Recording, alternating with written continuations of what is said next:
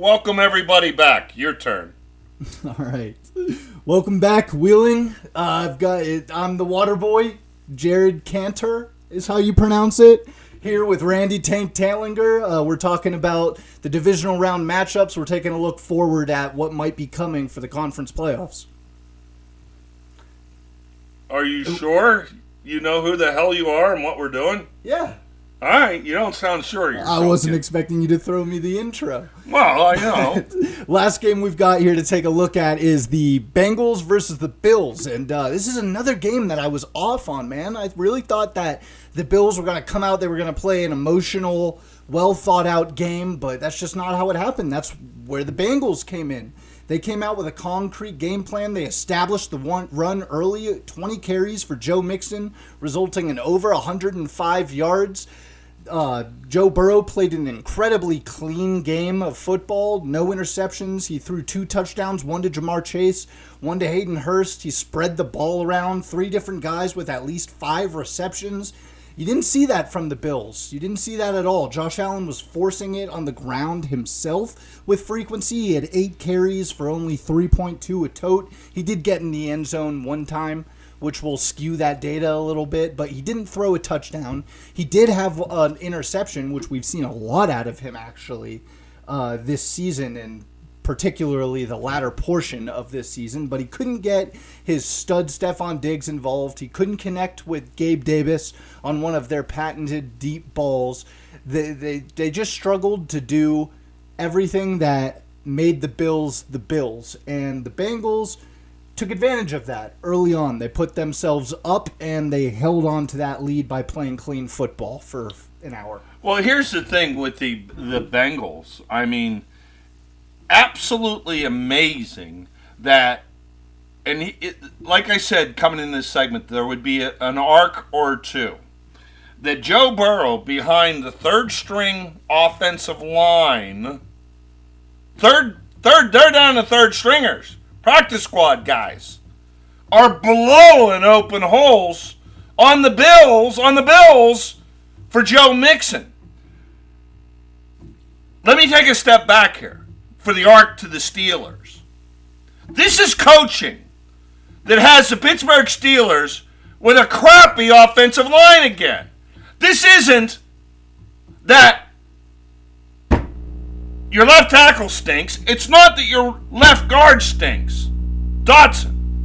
I heard somebody on Pittsburgh Sports this week talking, oh, well, Dotson's got to go. No, he doesn't. He needs a good coach.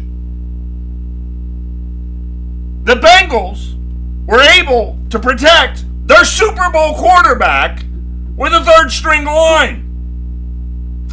I watched their technique on run blocking. It was impeccable. It was where it was supposed to be. Go back, look at Stil'rs Chalk Talk on YouTube. Mike and I went through a blocking expo this year. You get down into the hip, you move the man. You get into the center of his body. You move the man. You chop your feet. When your Pittsburgh Stil'rs block, the first thing they do on run blocking is give the defensive player their chest. A defensive lineman should see shoulder pads and helmet coming at him on run blocking. Not the chest of Dotson. Not the chest of whoever. Chooks Okafor. This Stil'rs offensive line, and again, the numbskulls on radio in Pittsburgh are going, well, we're just going to have to draft our way out of this problem with the offensive line for the Stil'rs. You're not going to draft your way out of that problem unless the guy's really good.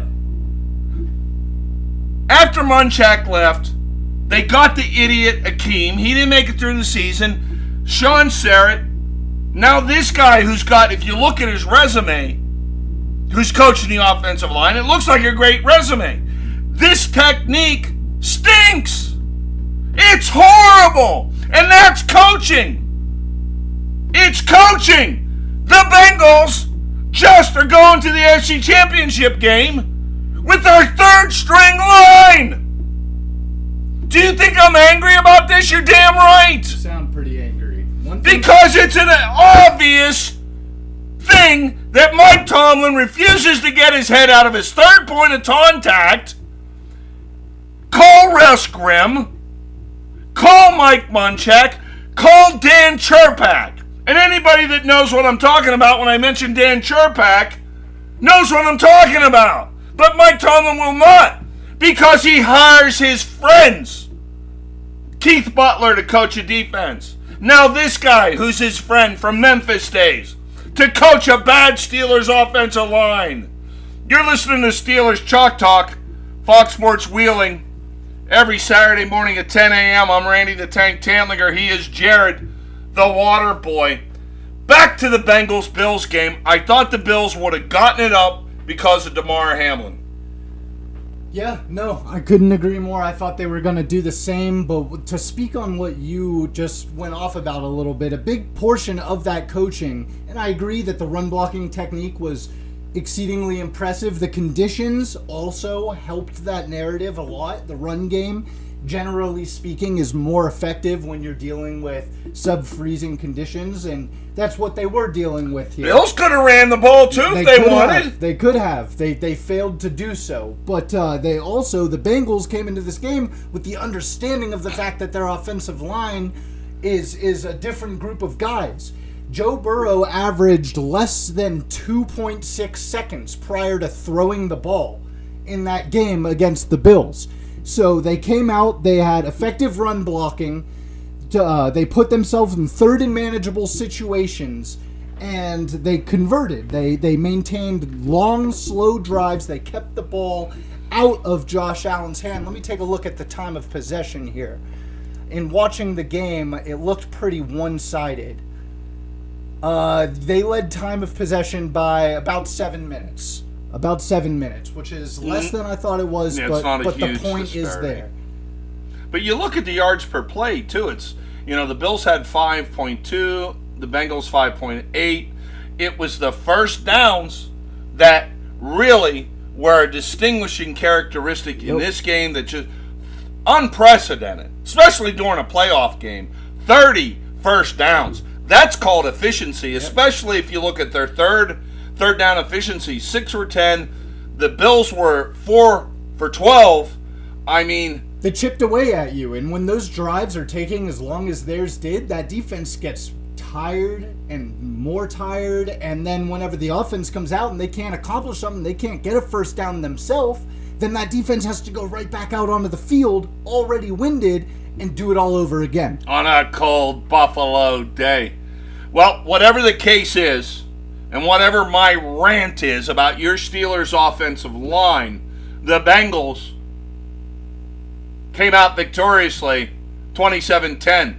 Now look, this is the Steelers Chalk Talk show, so there's another arc I want to talk about here.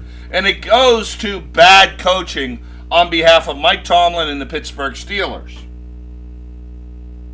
In 2019, he may have single-handedly saved the season for the Steelers. He was a demon. He was all over the place. 65 tackles. 2020, 3 sacks. I remember one of them, he flew up out of nowhere and tackled the quarterback about 12 yards behind the line of scrimmage in 2020. And he had 51 tackles and 3 sacks. But they said, no, we got to get rid of him. Can't afford him. They didn't say anything, actually. They didn't even say, you know what?